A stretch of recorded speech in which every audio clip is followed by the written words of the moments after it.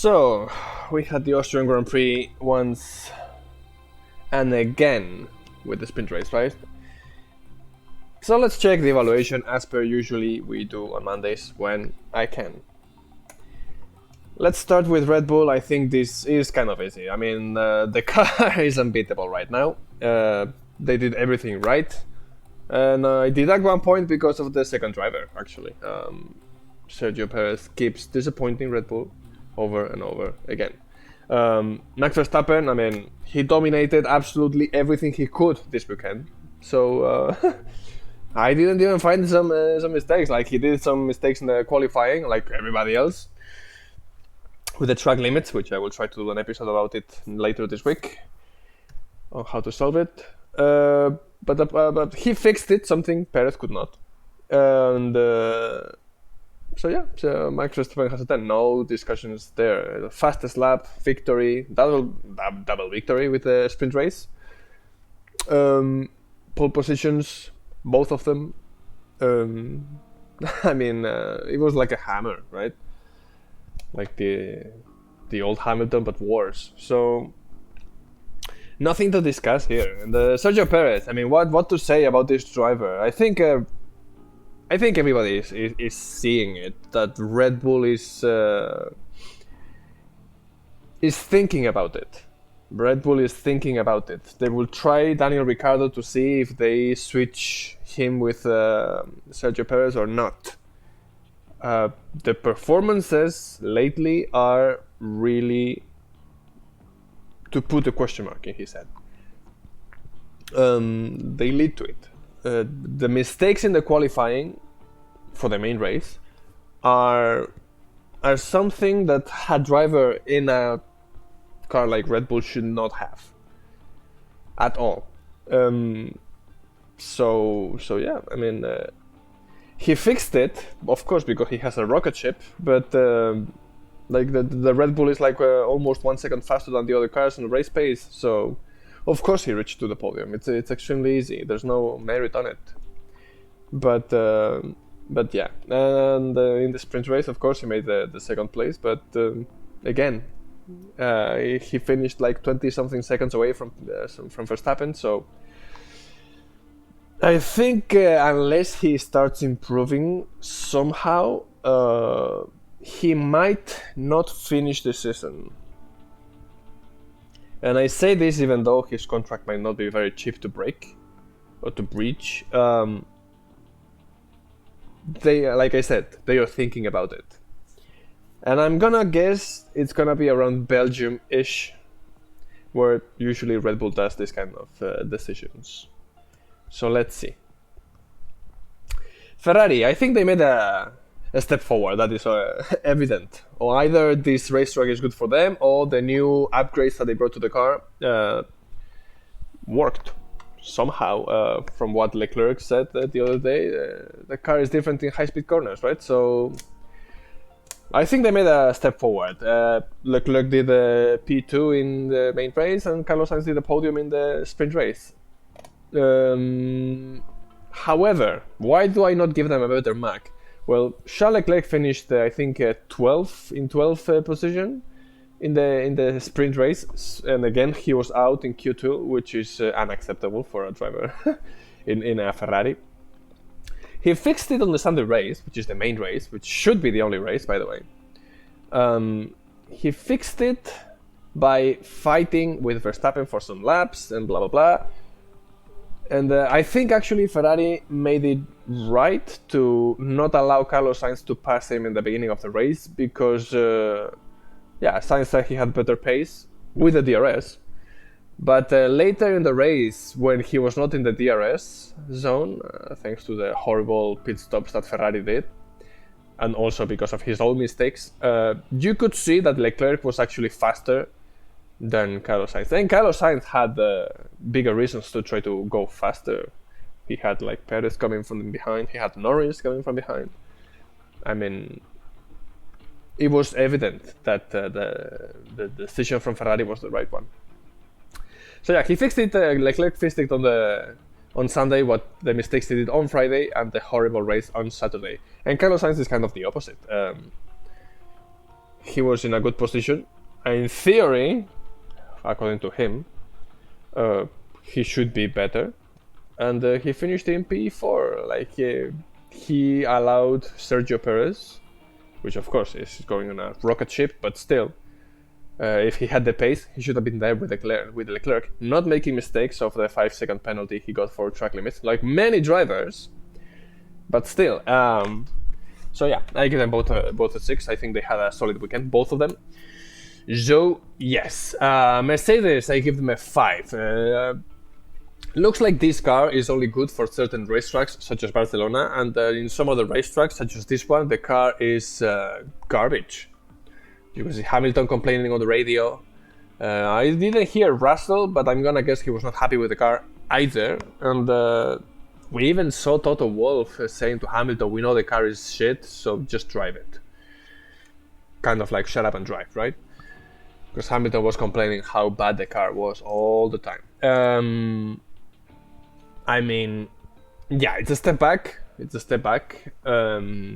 They finished behind Aston Martin, behind Ferrari, and they are lucky that the Alpines were not strong in this weekend either, because even Norris was ahead of the McLaren. Ahead of the Mercedes. So I give them a 5 because they did a decent qualifying, but yeah, both Hamilton and Russell didn't have the best weekend or the easiest weekend. So Hamilton saved it with points. Russell, I don't know, didn't do much. He was fighting with the middle class, let's say, and he was there all the time. So not much to say. Aston Martin. I think everybody was expecting so much more from Aston Martin this weekend. They said, even Alonso said last weekend, that Austria would be a decent racetrack for them, and then they arrived here and not even close. Not even close. Even the McLaren of Lando Norris was in front of them. The McLaren of Lando Norris. Who could have said that, right? At the beginning of the season, that Norris would be finishing in front of the Aston Martins in a race. And not because of safety cars or anything. It's because there's more space in that car. So yeah, I give them a 5. I give them a 5 because they were both in the Q3 in Saturday, and they both finished in the points, which is something you would be expecting from this car. But I don't know if, as the season goes by, you will see the Aston Martin going back step by step, or what's gonna happen with the team. But yeah, Alonso was P5 in the main race, finished behind Lance Stroll in the sprint race. I think everybody was expecting so much more from Alonso for this race, and he saved it. He saved it with the car he had. I don't know what was the issue, but if this is like this, then we know that the car in high-speed corners doesn't work very well.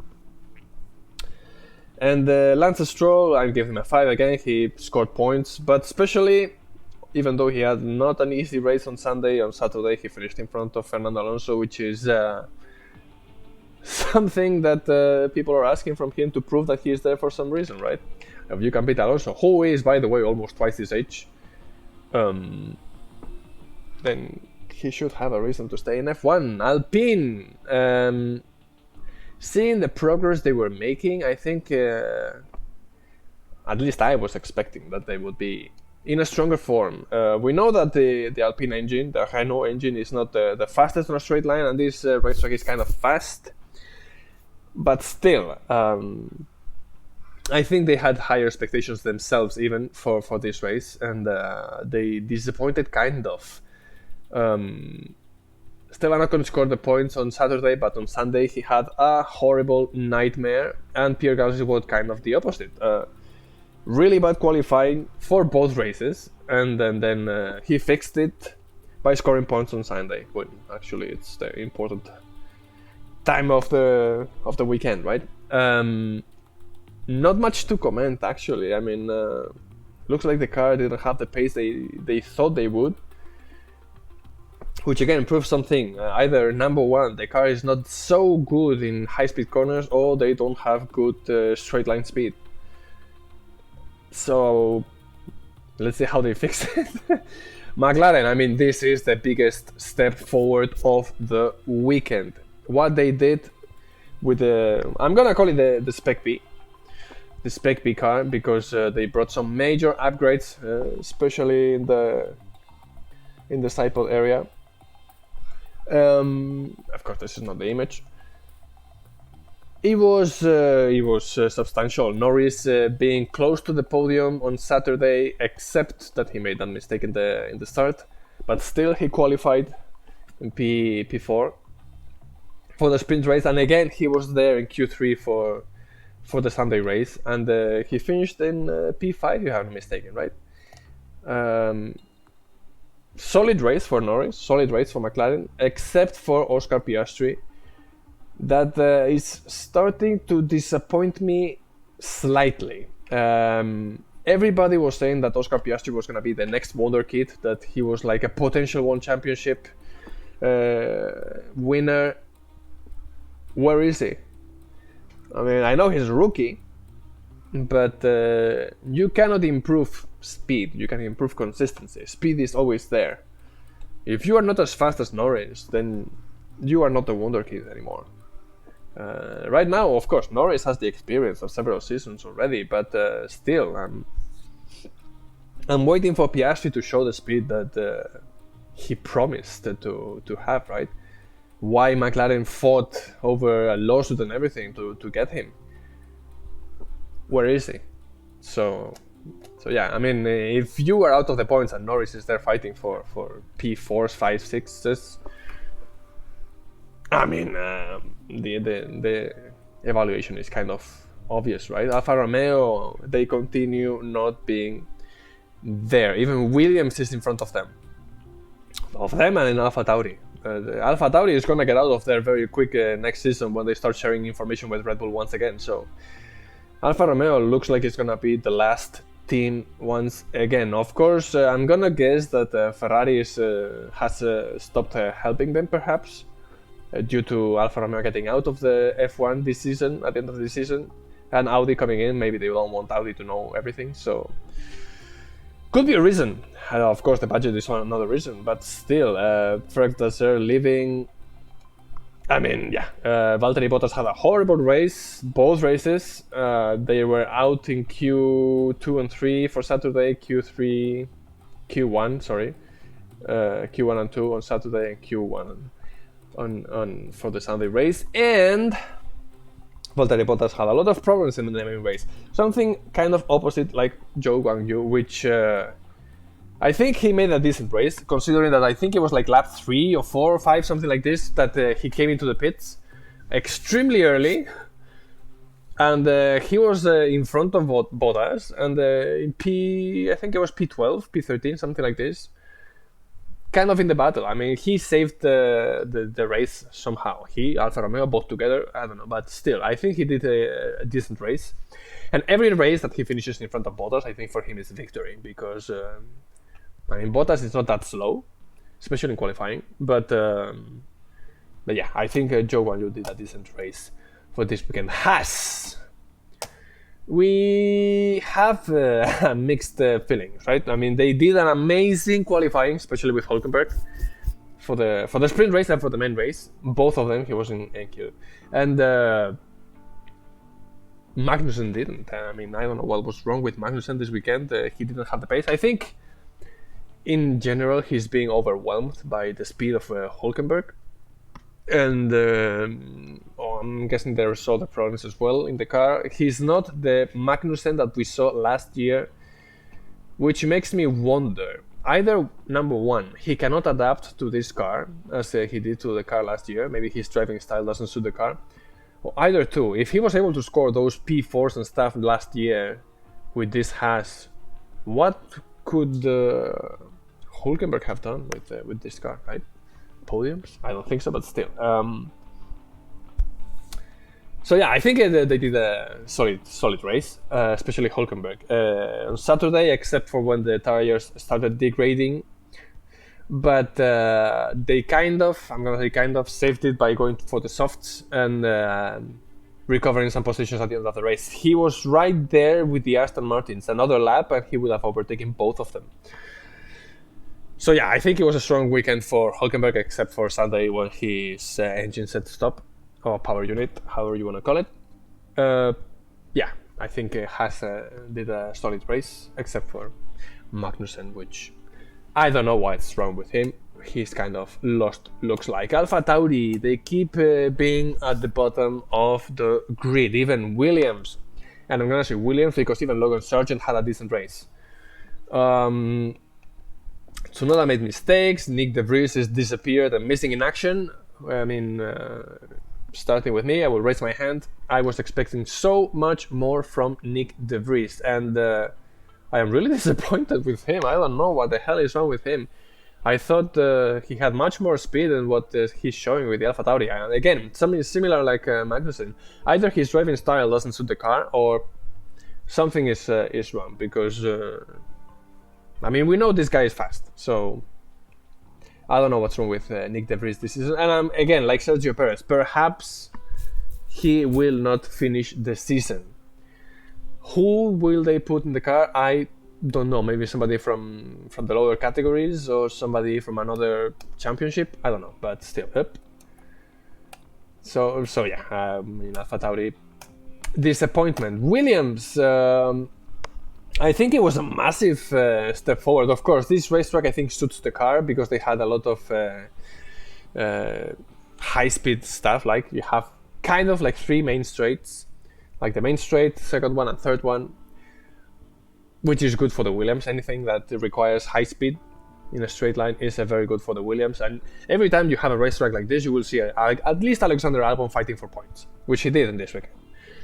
In both races, by the way, sprint race and the main race. I think in the sprint race he was P10. Sunday main race he was P11, but still he was there fighting for the points, like I predicted on Friday. Logan Sargent, finally, he was not the last one.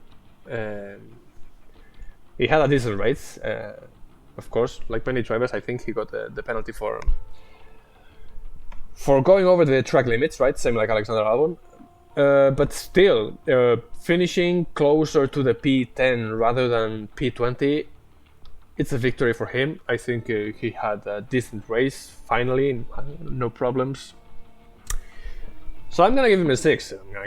Obviously, he didn't do the same thing like Alexander Albon did, but still, being the rookie, similar like Piastri, he did a decent. Actually, kind of unlike Piastri, right? He did a decent race. I'll give him a 6. And the stewards, I'm gonna give them an 8. I know a lot of people are complaining about the track limits, but I mean, the way the racetrack is designed, this is what you have to expect. You cannot allow people to go over the track limits and like, it's okay. No. Either you fix it, or you start putting penalties to every single driver that goes out in the qualifyings and in the race. In the qualifyings, for me, it's perfect. Of course, you want to go to the limit and you blah blah blah. But if your 4 tires are out of the white line, you're out. Your lap times should be deleted and whatever you want. But the 8 for me is the minimum. And in the race, again, everybody who was going over the track limits over and over again, Sainz, Hamilton, and all the other people, they deserve to have a penalty. I mean, there's no escaping this. You go out of the white line. The rules are clear for all, and I think mainly the problem only exists in this racetrack. But it's not the driver's fault. It's not the FIA's fault. It kind of is, but still, it's the racetrack layout, the way these, especially turn 9 and 10, how they are designed.